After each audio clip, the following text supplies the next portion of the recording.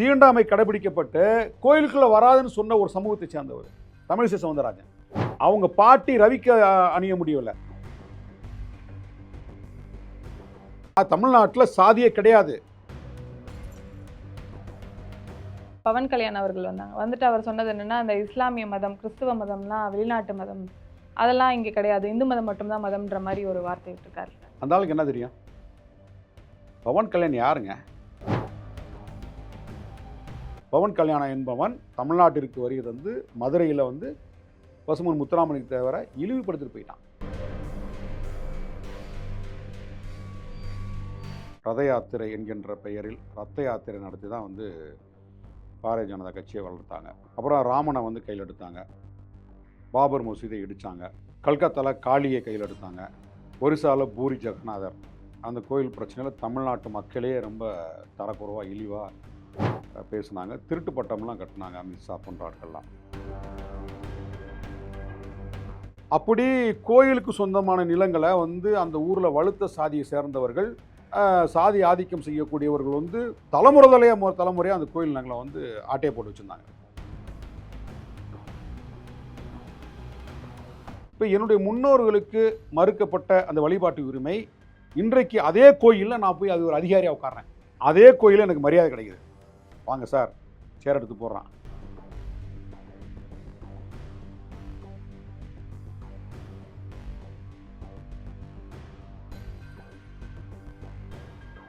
Trending Tamil நேயர்களுக்கு வணக்கம். இன்னைக்கு நம்ம கூட விசிகாவின் மாநில செய்தி தொடர்பாளர் பாவலன் அவர்கள் நம்மளோட இணைஞ்சிருக்காங்க. வாங்க அவங்களோட பேசலாம்.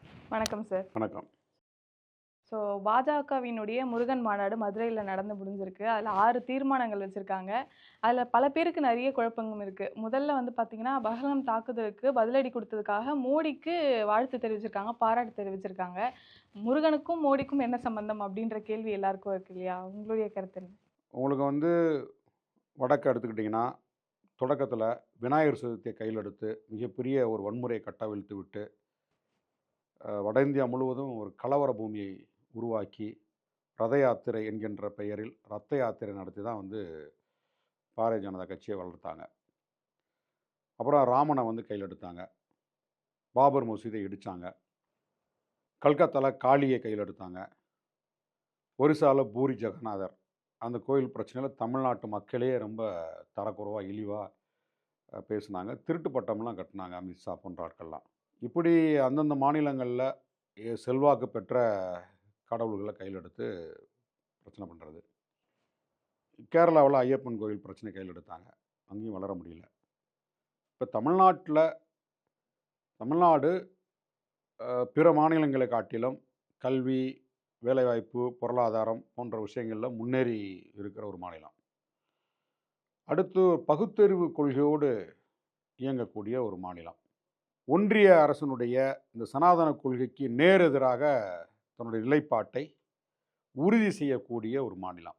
அப்போ இந்த மாநிலத்தில் எப்படியாவது பாரதிய ஜனதா இந்த தேர்தலை 2026 வளர்த்தெடுக்கணும். அதுக்கு கொள்கை, கோட்பாடு, மக்கள் பிரச்சனைகளை சொல்லி தமிழ்நாடு மக்களுக்கு எந்த பிரச்சனை இருக்குது அதை எப்படி சொல்லி தேர்தல் களத்தில் அணுகலாம் அப்படின்றதெல்லாம் அவங்களுக்கு நோக்கம் கிடையாது. இப்போ மதத்தை முன்னிறுத்தி செய்யணும் அப்படின்னா தமிழ்நாடு மக்கள் முருக பக்தர்களாக நிறையா இருக்கிறாங்க. இங்கே சிவ பக்தர்களை காட்டிலும் பெருமாள் பக்தர்களை காட்டிலும் முருக பக்தர்கள் அதிகம்.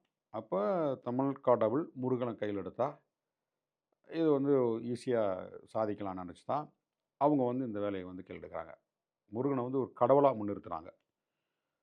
இது இன்றைக்கு தமிழ்நாட்டு மக்களால் ஏற்றுக்கொள்ளப்படவில்லை. விமர்சனத்திற்கு உள்ளாக்கப்பட்டு விட்டது. இந்த மாநாடு விமர்சனத்துக்கு உள்ளாக்கப்பட்டு விட்டது. அரசியல் ஆதாயத்துக்காக அவங்க நடத்துகிறாங்கன்றது. அப்போ நீதிமன்றத்துக்கு இந்த வழக்கு போகும்போது நீதிமன்றம் 52 கட்டளைகளை பிறப்பிக்குது. நீங்கள் எக்காரணத்தை கொண்டும் இதில் அரசியல் சாயம் இருக்கக்கூடாது, அரசியல் சார்ந்த முழக்கங்கள் இருக்கக்கூடாது, தீர்மானங்கள் இருக்கக்கூடாது, பிற மதத்தை நீங்கள் இழிவுபடுத்தி பேசக்கூடாதுன்னு இருக்காங்க. ஆனால் அப்படி எதுவுமே இங்கே கடைபிடிக்கலை. கடைபிடிக்காமல் எல்லாம் அரசியல் தீர்மானத்தை போடுறாங்க. அப்படி ஒரு அரசியல் தீர்மானங்களில் ஒன்று தான் பெஹல்காம் தாக்குதலுக்கு பதிலடி கொடுத்ததா சொல்கிறாங்க. அது பெஹல்காம் விஷயத்த நம்ம பேசுனா நிறையா பேசலாம். அதில என்னென்ன நடந்துச்சுன்னு சொல்லி நாட்டு மக்களுக்கு அம்பலப்படுத்த வேண்டியது நிறைய அம்பலப்படுத்தினாங்க. வட இந்தியாவிலயும் சரி, தெற்கையும் சரி, எது உண்மை நிலவரம்னு சொல்லிட்டாங்க. ஆனால் அந்த மாநாட்டில் மோடி அவர்களுக்கு ஒரு நன்றி சொல்லி தீர்மானம் போடுறதே வந்து அது எப்படி நம்ம ஏற்றுக்கொள்றது தெரியல. அது தேவையில்லாத ஒன்று. நம்ம அப்படி தான் நம்ம பார்க்குறோம். ஏன்னா, பெஹல்காம்ல நடத்தப்பட்ட தாக்குதல் தீவிரவாத குழுக்களால் நடத்தப்பட்டது. அது பாகிஸ்தான் அரசு நடத்தல. பாகிஸ்தான் ராணுவம் நடத்தல. அது தீவிரவாத குழுக்கள். தீவிரவாத குழுக்கள நீங்க போய் அழிச்சிட்டீங்க. ரைட். ஓகே. சரியானது தான். பயங்கரவாதிகள வந்து அழித்தொழிக்கணும். அதில மாற்று கருத்து இல்ல. இந்திய எல்லைக்குள் இந்தியர்கள் என்று சொல்லப்படக்கூடியவர்கள் பயங்கரவாதிகளால் தாக்கப்படக்கூடாது, பாதிக்கப்படக்கூடாது. அதுக்கு பதிலடி குடுக்கலாம். அதில மாற்று கருத்து இல்ல. ஆனால் அந்த தாக்குதலை மையப்படுத்தி இஸ்லாமியர்களுக்கு எதிராக ஒரு விழிப்புணர்வை கட்டமைச்சாங்க. அதிலிருந்து தான் நம்ம அது வேற ஒரு கோணத்தில பார்க்க வேண்டியிருக்குது.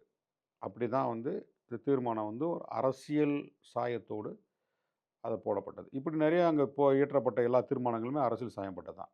நம்ம அதனால் வந்து அது தீர்மானம் தேவையற்றதா ஒன்றதை நம்ம பார்க்குறோம். ஓகே. இந்த சொன்ன மாதிரி இதில அரசியல உள்ள கொண்டு வரக்கூடாதுன்னு சொன்னப்போ, இது பாராட்டுனது ஒரு பக்கம் இருந்ததுன்னா, இன்னொரு பக்கம் இந்து சமய அறநிலையத்துறை வெளியேற வேண்டும்ன்ற மாரி சொல்லியிருக்காங்கல்ல. அத எப்படி பார்க்குறீங்க? அதாவது இந்து சமய அறநிலையத்துறை இந்தியாவிலேயே தமிழ்நாட்டில தான் இந்து சமய அறநிலையத்துறை ஒன்று தோற்றுவிக்கப்பட்டது 1925. இந்து சமய அறநிலையத்துறை தோற்றுவிக்கப்படுவதற்கு முன்பு தமிழ்நாட்டில் இருக்கக்கூடிய கோயில்களில் ஒரு குறிப்பிட்ட சமூகத்தை சார்ந்த மக்கள், அதாவது பட்டியல் சமூகத்தை சார்ந்த மக்கள் கோயிலுக்குள்ள வழிபாட்டு உரிமை அவர்களுக்கு கிடையாது. கோயிலுக்குள்ளேயே வரக்கூடாது. கோயிலுக்கு வெளியில் தான் நிற்கணும். இந்தியா முழுமைக்கும் ஆலய வழிபாடு அப்படின்ற ஒரு கோரிக்கை எழுது. காங்கிரஸ் ஆட்சி காலத்தில் அந்த கோரிக்கை வந்து முன்வைக்கப்படுகிறது. இந்தியா முழுமைக்கும் அதெல்லாம் வந்து ஒவ்வொரு காலகட்டத்தில் நடத்துகிறாங்க. ஆனால் அதற்கு முன்பே தமிழ்நாட்டில் 1925லேயே இந்து சமய அறநிலையத்துறை தோற்றுவிக்கப்பட்டு, இப்போ ஒரு கோயில் இருக்குன்னு வச்சுங்களேன். அந்த ஒரு சிவன் கோயிலோ, வைணவ கோயிலோ ஏதோ ஒன்று இருக்குது. அந்த கோயிலுக்கான சொத்துக்கள் இருக்குது, நிலங்கள் இருக்குது, கடைகள் இருக்குது. இப்படி அந்த கோயிலுக்கான சொத்துக்களை தனிநபர்கள் வந்து ஆக்கிரமிப்பு பண்ணி அனுபவிச்சுட்டு இருந்தாங்க. ஒரு கடைனா அவங்க வந்து பல ஆண்டுகளாக அந்த கடையில் இருப்பாங்க. அந்த கோயிலுக்கான வீடுகள் இருக்கும். அந்த வீடுகளில் வந்து பல வருஷமாக இருக்கிறாங்க. தாத்தா, மகன், பேரன், பிள்ளை வரைக்கும் பரம்பரையாக இருக்கிறாங்க. கோயில்களுக்கு சொந்தமான நிலங்கள் ஏறக்குறைய தமிழ்நாட்டில் மட்டும் 35 லட்சம் ஏக்கர் நிலங்கள் வந்து இருந்தது. அதை குத்தகைக்கு எடுக்கக்கூடியவர்கள் வந்து அந்த ஊரில் யார் வலுத்த சாதியோ, சாதி ஆதிக்கம் செலுத்தக்கூடிய இருக்கிறாங்களோ அவங்க தான் வந்து நிலத்தை குத்தகைக்கு எடுப்பாங்க. யாரும் வந்து கேட்க முடியாது. அப்படி குத்தகைக்கு எடுக்கப்பட்ட நிலத்தில் இருந்து அந்த கோயிலுக்கு எந்த பங்கும் போகாது. அப்படி கோயிலுக்கு சொந்தமான நிலங்களை வந்து அந்த ஊரில் வலுத்த சாதியை சேர்ந்தவர்கள், சாதி ஆதிக்கம் செய்யக்கூடியவர்கள் வந்து தலைமுறையாக அந்த கோயில் நிலங்களை வந்து ஆட்டையை போட்டு வச்சுருந்தாங்க. அப்போ இப்படி வந்து கோயில் சொத்துக்கள் வந்து திருடப்பட்டது. ஒரு பக்கம் வந்து மண்ணின் மைந்தர்கள், பூர்வ குடிமக்கள் என்று சொல்லக்கூடிய பட்டியல் சமூக மக்கள் வந்து கோயிலுக்குள்ளே நுழைந்து ஆலய வழிபாடு நடத்த முடியலை. இதுக்கெல்லாம் ஒரு தீர்வு கொடுக்கணும் அப்படின்னு தான் அன்றைக்கு நீதி கட்சி ஆட்சி காலத்திலேயே 1925ல் இந்து சமய அறநிலைத்துறை தோற்றுவிக்கப்பட்டு, இன்றைக்கு வந்து ஏராளமான கோயில்களில் வந்து கோயில் நுழைவு எல்லா சாதியும் உள்ளே வரலாம் அப்படின்ற ஒரு மாற்றம் வந்தது. இப்போ இந்து சமய அறநிலைத்துறைக்கு கட்டுப்படாத கோயில்களில் இன்றைக்கும் பட்டியல் சமூக மக்கள் கோயிலுக்குள்ளே போக முடியல. ஏராளமான கிராமங்கள் அந்த இது தீண்டாமை கடைபிடிக்கப்படுகிறது. அப்போ ஒரு மாற்றத்தை நோக்கி, ஒரு மறுமலர்ச்சியை நோக்கி, ஒரு புரட்சியை நோக்கி உருவாக்கப்பட்டதான் இந்து சமய அறநிலைத்துறை. இன்றைக்கு அதே இந்து சமய அறநிலைத்துறையில் ஒரு புறக்கணிக்கப்பட்ட சமூகத்திலிருந்து, ஒரு பட்டியல் சமூகத்திலிருந்து ஒருத்தர் அதிகாரியை போய் உட்கார்றாரு. கோயில் நிர்வாகம் அவருடைய கண்ட்ரோலில் வருது. இப்போ என்னுடைய முன்னோர்களுக்கு மறுக்கப்பட்ட அந்த வழிபாட்டு உரிமை இன்றைக்கு அதே கோயிலில் நான் போய் அது ஒரு அதிகாரியாக உட்கார்றேன். அதே கோயிலில் எனக்கு மரியாதை கிடைக்குது. வாங்க சார், சேர் எடுத்து போடுறான். கோயில் நிர்வாகமே கட்டுப்பாட்டில் வருது. இதுதான் மாற்றம். இன்றைக்கு கோயில் நிலங்கள் குத்தகைக்கு விடப்படுகிறது. எந்த சாதியும் குத்தகைக்கு எடுத்துக்கலாம். கோயிலுக்கு சொந்தமான கடைகள் வந்து குத்தகைக்கு விடப்படுகிறது. எந்த சாதிக்காரனும் குத்தகைக்கு எடுத்துக்கலாம். கோயிலில் பணி செய்யக்கூடியவர்களுக்கு கோயிலுக்கு சொந்தமான வீடுகள் வந்து வாடகைக்கு விடப்படுகிறது. இப்போ கோயிலில் வேலை செய்யுங்க, எல்லா சாதிக்கான வேலை பார்ப்பாங்க. அப்போ இந்த சாதிய கட்டமைப்பை தகர்ப்பதற்கு, உடைத்து எல்லா சாதிக்காரர்களுக்கும் சம வாய்ப்பை கொடுப்பதற்கு இந்து சமய அறநிலைத்துறை தேவைப்பட்டது. இது வந்து இங்க இருக்கக்கூடிய சனாதன சக்திகளுக்கு வயிறு எரியுது. இவங்க தொடர்ந்து வந்து இந்த இந்து சமய அறநிலையத்துறையை குறை சொல்றது, அந்த துறையை ஒழிச்சுக்கட்டும் சொல்றது என்னன்னா, அது வந்து அங்க வந்து சனாதன சக்திகளெல்லாம் வந்து அந்த ஆதிக்கத்தின் கீழ் இல்ல. ம். இப்போ கோயில்ல அர்ச்சகர் வேலையை மட்டும் தான் அங்க பார்க்க முடியுது. ஆனா கோயில்ல விழுகக்கூடிய உண்டியல், பணம், நகை எல்லாம் வந்து அரசுக்கு சேருது. ஆனா இந்து சமய அறநிலையத்துறைக்கு சேராத கோயில்கள்ல விழக்கூடிய பணங்களோ, அங்க அந்த உண்டியல் விழக்கூடிய பணமோ, அந்த உண்டியல் விழக்கூடிய நகைகளோ அரசுக்கு கணக்காட்டுறதில்ல. இப்போ சிதம்பரம் அண்ணாமலை கோயில்ல வந்து வரக்கூடிய வருமானம்லாம் அரசாக போதா? அவங்களே பிரிச்சுக்கிறாங்கல்ல, அரசுக்கு சேர்றது இல்லையே. இப்படி தான் வந்து இப்போ அவர் ஒரு கும்பல் காலங்காலமாக கோயிலை வைத்து பிழைப்பு நடத்தியவர்கள் மீண்டும் அவங்களுடைய ஆதிக்கத்தை அந்த கோயிலை மையப்படுத்தி கொண்டு வரதுக்காக தான் இந்த இந்து சமய அறநிலையத்துறையை வந்து காலி பண்ணணும். அதற்கு இதே அண்ணாமலை உட்பட, எச் ராஜா உட்பட போன்ற ஆட்கள்லாம் வந்து இந்து சமய அறநிலையத்துறையை வந்து எதிர்த்து பேசிகிட்டே இருக்காங்க. இப்போ நம்ம தமிழிசை சவுந்தரராஜன் எதிர்த்து பேசுகிறாங்க. தமிழிசை சவுந்தரராஜன் கோயிலுக்குள் அனுமதிக்கப்படாதவர். தீண்டாமை கடைபிடிக்கப்பட்டு கோயிலுக்குள்ள வராதுன்னு சொன்ன ஒரு சமூகத்தை சேர்ந்தவர் தமிழிசை சவுந்தரராஜன். அவங்க பாட்டி ரவிக்க அணிய முடியவில்லை. தமிழிசை சவுந்தரராஜனுடைய பாட்டி, அவங்களுடைய முன்னோர்கள் ரவிக்கே அணிய முடியாது. மேல் சட்டை ரவிக்கே அணிவதற்கே அங்கு போராட்டம் நடந்தது. பல உயிர்கள் வந்து பலி கொடுக்கப்பட்டது. இந்து சமய அறநிலைத்துறை ஒன்று உருவாக்கப்பட்ட பிறகுதான் உன் சமூகத்தில் உள்ளவங்களை கோயிலுக்குள்ள வர முடிஞ்சது. நீயே கோயிலுக்குள்ள வர முடிஞ்சது. உன் குடும்பத்தை சேர்ந்தவர்களை கோயிலுக்குள்ள வர முடிஞ்சது. அப்படிலாம் வந்து ஒரு மாற்றத்தை கொடுத்த இந்து சமய அறநிலைத்துறைக்கு எதிராக இன்னைக்கு பேசுறேன்னா, ஒரு ஆந்திராவில் போய் ஒரு சங்கராச்சாரியை சந்திக்கும் போது என்ன நடந்துச்சு? ஒரு சால்வை தூக்கி போட்டாரா இல்லையா? கைப்பற்ற அசிங்கம் அல்ல. ஆளுநராக இருக்கும்போது ஆளுநர் பதவியை விடவா அந்த சங்கராச்சாரி பதவி? நீ போய் வந்து இந்து சமய அறநிலைத்துறையை வந்து இழுத்து காலி பண்ணணும், அது ஒன்று இது பண்ணிய அந்த துறைக்கு எதிராக பேசிட்டு இருக்கிய. அவங்க கையை வச்சு அவங்க கண்ணையை குத்திக்கிறாங்க. அதான் சொல்றேன். அவங்க கையை வச்சு அவங்க கண்ணை குத்திக்கிறாங்க. ஸோ வந்து இந்து சமய அறநிலைத்துறை எல்லா மாநிலங்களுக்கும் தேவை. அந்த துறை வந்து எப்பாடுபட்டாவது தமிழ்நாட்டில் இன்னும் வளர்த்தெடுக்கப்படுமே தவிர, அந்த துறையை வந்து ஒழித்து கட்டுவதற்கோ இழுத்து மூடுவதற்கோ நாங்கள் அனுமதிக்க மாட்டோம்.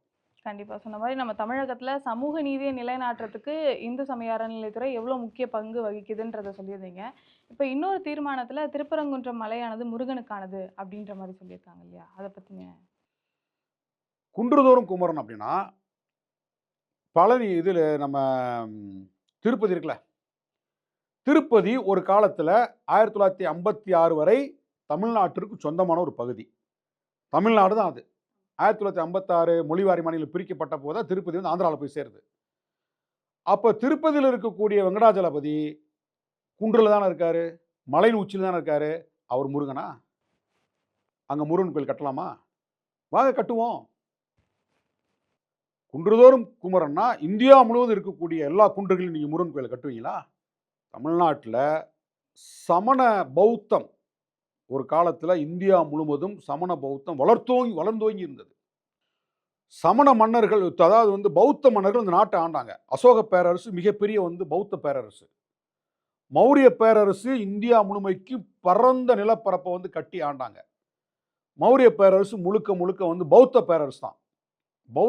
பௌத்த கோட்பாடுகளை முன்னிறுத்தி நடந்தது. மௌரிய பேரரசுக்கு அப்புறம் வந்து முகலாய பேரரசு, முகலாய பேரரசுக்கு அடுத்து தான் ஆங்கிலேயர் அரசு. புரியுதா உங்களுக்கு? அங்கங்கே இந்தியாவில் அன்றைக்கு சின்ன குறுநில மன்னர்கள் இருந்தாங்க. ஆனால் இந்தியா முழுமைக்கும் பரந்த நிலப்பரப்பில் பெரிய பேரரசை கட்டி ஆண்டது பௌத்த பேரரசு தான். முதல்ல மௌரிய பேரரசு, அசோகர் இருந்தார், கனிஷ்கர் இருந்தார். இப்படி ஏராளமான மன்னர்கள் வந்து இந்தியா முழுவதும் பெரிய பரந்த நிலப்பரப்பை கட்டி ஆண்டாங்க. தமிழ்நாடு வரை இது இருந்தது. அதன் பிறகு வந்து முகலாய பேரரசு வருது. முகலாய சாம்ராஜ்யம்னு சொல்லுவாங்க. அவங்களும் இந்தியா முழுமைக்கு பெரிய ஒரு ஆட்சி நிர்வாகத்தை வந்து பல நூறு ஆண்டுகளாக கொடுத்தவங்க தான். அதற்கப்புறம் தான் வந்து வெள்ளை அரசு வருது. இப்படி பௌத்த மன்னர்கள் ஆண்ட காலத்துல இந்தியா முழுமைக்கும் பௌத்தம் மேலோங்கி இருந்தது. எல்லா குன்றுகளும் சமண பௌத்த குன்றுகள். மதுரையில நாகமலை புதுக்கோட்டையில சமண மலைன்னு இருக்கு. சமணர் மலை. அங்க தீர்த்தங்கரர் உருவம் பொறிக்கப்பட்டது இருக்கு. சமண துறவிகளோட வாழ்ந்த இடம், அந்த சுவடுகள், கல்வெட்டுக்கள் எல்லாமே இருக்குது. மதுரையில ஒத்தக்கடை வந்து சமணர் மலை தான். சமணர் படுகை தான் அது. அரிட்டாப்பட்டியில இருக்கு. அங்க மதுரையில வந்து இந்த காமராஜர் பல்கலைக்கழகத்தை தாண்டின உடனே பஞ்சமா மலை, அது பேர் பஞ்சமர் மலை. ஆனா இன்னைக்கு பஞ்சம மலைன்றாங்க. அங்க சமண குகை இருக்கு, சமணர் படுகை இருக்கு. இப்படி எல்லா இடங்களும் சமண துறவிகள் வந்து வாழ்ந்த இடம். சமண துறவிகள் வேத மதத்திற்கு எதிராக இருந்தவர்கள். வேதத்தை கற்பிக்கக்கூடியவர்கள், இந்துத்துவ சனாதனத்தை கற்பிக்கக்கூடியவர்கள் மக்களை வந்து பிளவுபடுத்துறாங்க. இங்க சாதியே கிடையாதுங்க. தமிழ்நாட்டில் சாதியே கிடையாது. உங்களுக்கு அதுக்கான ஆதாரமே கிடையாது. கீழடியில் வந்து இன்னைக்கு தோண்டி எடுத்திருக்காங்க. எங்கேயாவது ஒரு இடத்துல கடவுளோ மதமோ சாதி பேரை வருதா? சாமி பேர் ஏதாவது இருக்கா? மதத்தின் பெயர் இருக்கா?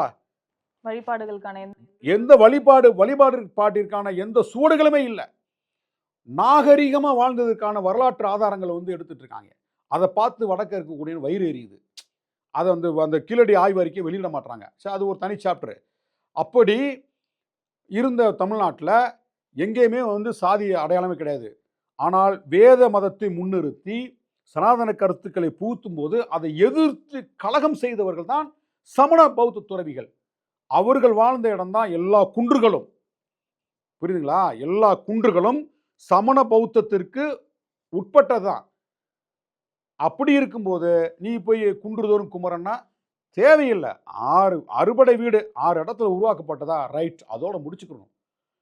அது வேற இடத்துக்கு போய் ஏங்க, பாபர் மசூதி இடிக்கப்பட்ட இடத்துலயே இன்னைக்கு ராமர் கோயில் கட்டும்போது தோண்ட தோண்ட புத்தர் சிலை தானங்க வந்துச்சு. புத்தர் சிலை தான் வந்து கண் கூட பார்த்தோமா இல்லையா? பாபர் மசூதி இடிச்சுட்ட, ராமர் கோயில் கட்டுறதுக்கு நீ வானம் தோண்ட தோண்ட என்ன வந்துச்சு? எந்த சிலைகள் வந்துச்சு? முழுக்க முழுக்க புத்த சிலை தான் வந்துச்சு. அதுதான் வந்து தமிழ்நாட்டினுடைய பண்பாட்டின் அடையாளம் என்பது சமண பௌத்தம் தான். அப்போ இங்கே குன்றுகள் எல்லாமே சமண பௌத்தத்துக்கு சொந்தமானதான். நீ புதுசாக போய் அறுபடை வீடை தாண்டி இன்னொன்று உருவாக்கணும்னா அது பல சர்ச்சைகளை உருவாக்கும். அது தேவையில்லாது. இந்த தீர்மானங்கள்லாம் ஒரு பக்கம் இருக்கு அப்படின்னா, மத நல்லிணக்கம் அப்படிங்கிறது தமிழகத்துல அசைக்க முடியாத ஒண்ணு. ஆனா அதை உருகுலைக்கும் விதமா இப்போ பவன் கல்யாண் அவர்கள் வந்தாங்க. வந்துட்டு அவர் சொன்னது என்னன்னா, இந்த இஸ்லாமிய மதம், கிறிஸ்துவ மதம்லாம் வெளிநாட்டு மதம், அதெல்லாம் இங்க கிடையாது. இந்து மதம் மட்டும்தான் மதம்ன்ற மாதிரி ஒரு வார்த்தை விட்டுருக்காரு. அந்த ஆளுக்கு என்ன தெரியும்? பவன் கல்யாண் யாருங்க? தமிழ்நாட்டை பற்றி தெரியுமா? முருகனை பற்றி தெரியுமா? உனக்கு மதுரையை பற்றி தெரியுமா? நீ உனக்கு இஷ்டத்துக்கு மதுரையில் வந்து ஒரு மேடை போட்டு கொடுத்தா எதை வேணா பேசுவியா? பவன் கல்யாண், நாங்கள் கேள்வி கேட்குறோம், பதில் சொல்லுவியா? நீ ஆந்திராவில் வந்து முருகனுக்கு கோயில் கட்டியிருக்கியா? நீ முருகன் தான் என்னை வந்து பாதுகாத்தாரு, முருகன் தான் என்னுடைய இஷ்ட தெய்வம்ன்றலாம் அங்கே வாய்களே பேசுனியே. ஏன் உன் ஊரில் ஆந்திரா முருகனுக்கு கோயில் கட்டு, உன் பிள்ளைக்கு முருகன் பேர் வை. நீ ஆந்திராக்காரல் தானே?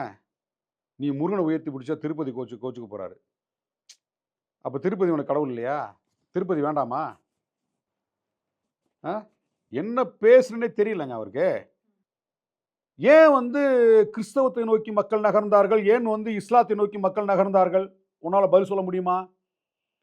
நீ உயர்த்தி பிடிக்கக்கூடிய சனாதன கோட்பாட்டை வலியுறுத்தக்கூடிய இந்து மதத்தில் சாதி கொடுமைகள் இருந்தது, பெண்ணடிமைத்தனம் இருந்தது, கணவன் இறந்தால் பெண்கள் உடன்கட்டை ஏறணும், குழந்தை திருமணம் இருந்தது, 10 வயசு பெண்களுக்கு திருமணம் நடத்தப்பட்டது. பெரிய கொடுமை இருந்தது. பெண்கள் அந்த காலத்தில் வீதியில் நடக்கக்கூடாது, முக்காடு போட்டு தான் நடக்கணும். பெண்களுக்கு கல்வி மறுக்கப்பட்டது. ஏராளமான கொடுமைகள் இருந்தது. இது எல்லாம் இந்து மதம் இவர் சொல்லக்கூடிய அதுக்குள்ளதான் இருந்தது.